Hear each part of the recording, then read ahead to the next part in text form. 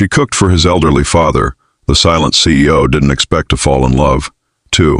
The old man collapsed at the dinner table, and the woman kneeling beside him had no idea she was about to change the coldest heart in the city forever. Mira had been working as a private cook for exactly 9 days when Mr.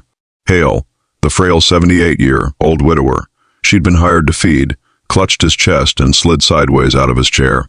She caught him before his head hit the marble floor, screaming for the housekeeper to call an ambulance, pressing her palm against his back as his breathing turned shallow and ragged in that terrifying blur of sirens and fluorescent hospital lights.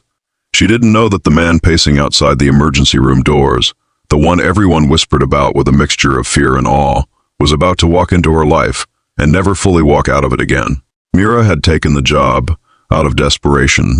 She was 26, recently let go from a restaurant that closed its doors during a rough year, and drowning in medical bills for her younger brother's surgery. When the agency called and said a wealthy family needed a private cook for an elderly relative, she didn't ask many questions. She needed the money too badly to be picky. What she found when she arrived at the Hale estate was not a family at all, but a lonely old man rattling around a mansion that echoed with silence, cared for by staff who came and went like clockwork, but never lingered long enough to know him. His son, she was told, was almost never home. Too busy, too important, too cold, the housekeeper had muttered under her breath, to notice his own father was fading away one quiet dinner at a time. Mira didn't know Daniel Hale by his face at first. She knew him only as a name spoken with a strange mixture of respect and resentment.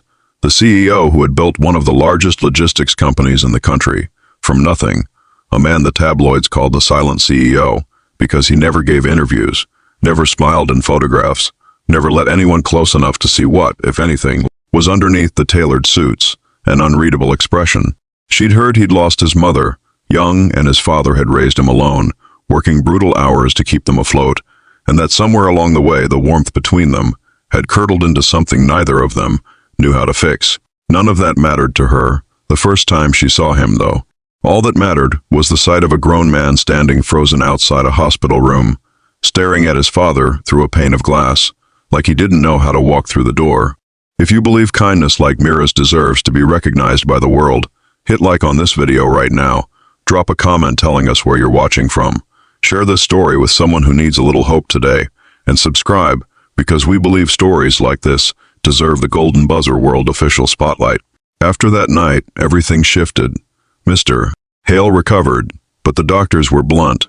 His heart was weak, his body worn thin from years of eating alone, skipping meals, and drowning his loneliness in silence. Daniel, shaken, in a way Mira had never expected from a man with such a reputation, made an unusual request. He asked her to stay, not just as a cook, but as someone who would make sure his father actually ate, actually smiled, actually lived. He offered to pay her double.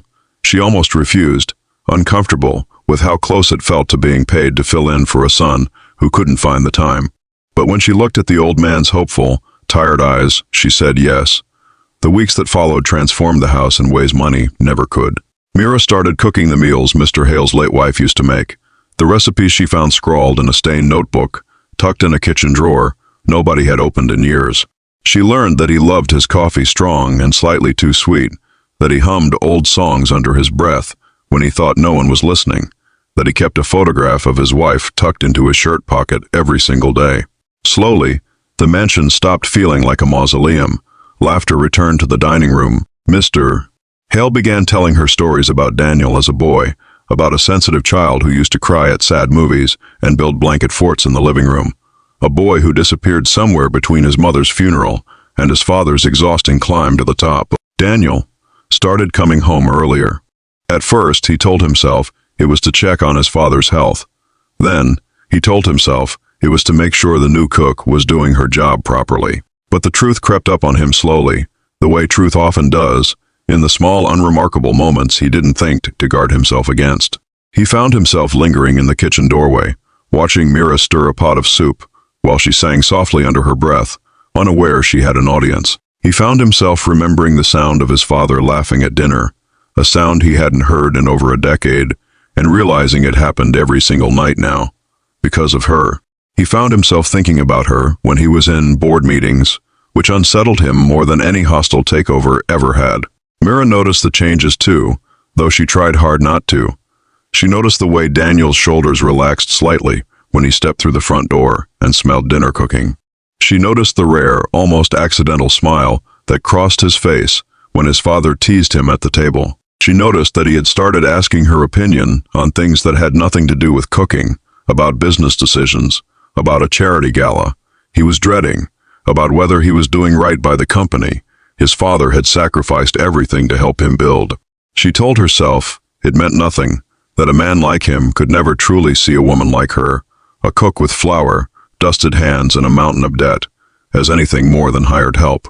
But some nights, after the house had gone quiet and she lay awake in the small guest room they'd given her, she couldn't stop replaying the way he'd looked at her across the dinner table, like he was seeing something he hadn't let himself see in years. The turning point came on a rainy evening when Mr.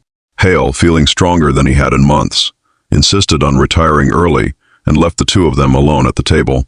The silence stretched between them, heavy and charged, until Daniel finally spoke, his voice rougher than usual, admitting that he hadn't recognized his own father's loneliness until a stranger walked into their home and fixed what he himself had been too blind, too busy, too afraid to face. He told her that watching her care for his father had cracked something open in him that he'd spent years welding shut after his mother died, a fear that loving people too deeply only ever led to losing them.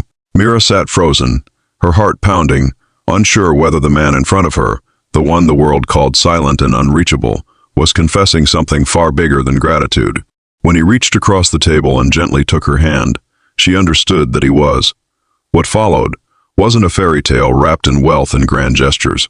It was something quieter and more real, built slowly over shared meals and late-night conversations, over Daniel learning to say the things he'd never said to his father, while he still had the chance, over Mira allowing herself to believe that maybe kindness really could be its own kind of magic. Mr. Hale, watching from the sidelines with the quiet satisfaction of a man who finally recognized his son again, often joked that the best decision Daniel ever made in business was hiring the one employee who couldn't be bought, measured, or replaced. Daniel never argued the point. He knew it was true. If this story touched your heart even a little, please take a moment to like this video, leave a comment sharing what moved you most, and share it with someone who still believes love can find you in the most unexpected places. Your support means more than you know, and it helps stories like this one reach the people who need them. And before we go, we have one special request. Comment the word golden below if you believe Mira and Daniel's story deserves to be remembered, and if you believe that sometimes the smallest acts of kindness are the ones that change everything. In the end, the mansion that once echoed with silence became a home again, filled with the smell of home-cooked meals, the sound of an old man's laughter, and the quiet, steady love of a woman who never set out to win a CEO's heart, only to feed a lonely old man with the same care she gave everything in her life. Sometimes, the world doesn't need a grand gesture to be changed. Sometimes all it takes is one warm meal, served with love, at exactly the right table.